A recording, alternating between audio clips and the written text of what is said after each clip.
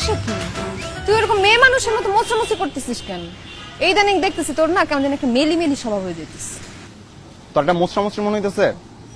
সকালবেলা টাইনা হ্যাচড়া ঘুম থেকে তুলে নিয়ে আসছোস, 3 ঘন্টা ধরে এই জায়গাটা দাঁড় করায় রাখছোস, সকাল থেকে কিচ্ছু খাই নেই, ক্ষুধা লাগছে ভাই। অন্তত পক্ষে আমার বাইকটা একটু দে, আমি যে কিছু খাওয়া দাওয়া করে আসি। এখন কোথাও খাইতে যাইতে পারবো না, দেখা যাবে দুইজন খাইতে গেছি, এর মধ্যে আমার জান পাখিটা বাসা থেকে টুক করে বের হয়ে গেছে। তোমার জান পাখিটা একটু বারান্দাও আসো না। ইয়া আল্লাহ রে আল্লাহ, এমন ছেসরা মেয়ে আমি জীবনও দেখি নাই। তুই এমন ছেসরা কেন ভাই? সারা জীবন কোলা করে দেখছে এগুলা করতে। মাইয়া গো পিছনে পিছনে রাস্তায় রাস্তায় ঘোরে, সিটি মারে, ইফটিজিং করে, বাড়ির সামনে দাঁড়ায় থাকে, পাহারা দেয়। তুই মাইয়া ওইসব কেমনে করতেছিস? আমি এমন মেয়ে জীবনও দেখি নাই। দেখোস না এখন দেখ। আল্লাহ, তোমার কাছে বিচার দিলাম, এমন ঠাড়া বড়া বন্ধু যেন কোনো পোলার জীবনে না আয়। আর এই মেয়ের জন্য জীবনে বয়ফ্রেন্ড না পায়। মানে বয়ফ্রেন্ড না পায়? কি করলি তুই? কি কর? অকৃতজ্ঞ।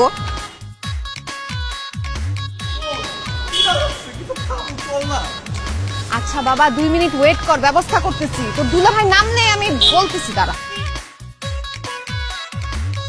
কি অবস্থা জান পাখি? কে জান পাখি? কার জান পাখি? কিসের জান পাখি?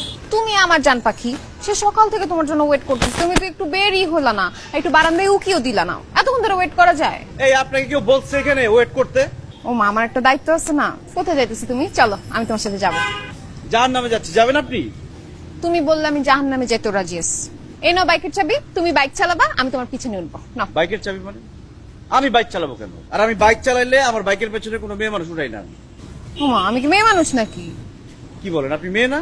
আমি তো আপনাকে মেয়ে ভাবছিলাম। আরে আমি তো অন্য মেয়ে না, আমি তো তোমার গার্লফ্রেন্ড। বাইক উঠলে কিছু হবে না। আর এত বড় সুযোগ কেউ হাতছাড়া করে? তুমি বাইক চালাবা, আমি পিছনে বসবো, একটু একটু ব্রেক করবা, রোমান্টিক একটা সিচুয়েশন। খায়ার কাজ আছে, আমার রোমান্টিক সিচুয়েশনের দরকার নাই। এই খালি এদিকে এসো। জান পাখি চলো, সামনে চলো।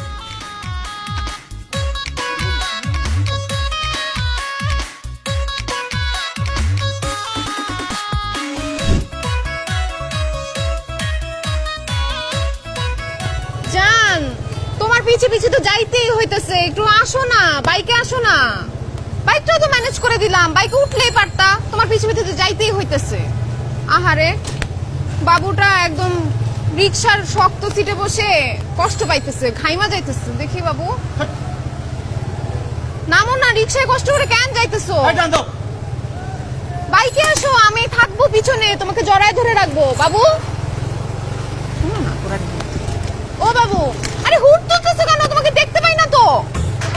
আফসান, সামনে সামনে নিয়ে আটকাতো রিকশাটারে। রাখ রাখ রাখ রাখ। জান, এত সুন্দর করে বললাম, শুনলা না? না, এই সমস্যা কি? আপনি আমার রিক্সা আটকালেন কেন? রিকশা আটকালাম কেন বুঝো নাই? এত কষ্ট করে রিকশায় যাবা কেন? বাইকে চলো। আমি বাইকে চড়বো না, আমি রিক্সাতে করে যাবো। ও, বাইকে যেহেতু চড়বাই না, তাইলে আমি তুমি তোমার গন্তব্যে যাও, আমি তোমার বাসায় গিয়ে আমার হবু শ্বশুর শাশুড়ির সাথে একটু গল্প করে আসি। আরে কি আসছে, আপনি আমার বাসায় যাবেন কেন? কি করবো? দেন বাইকের চাবি দেন। আয় রাস্তার নাম নাম নাম নাম। আমার বাইক দিব না। আয়, একদম কানের নিচে দিব তো, দুলা ভাই উঠবো। নাম। আসো জান।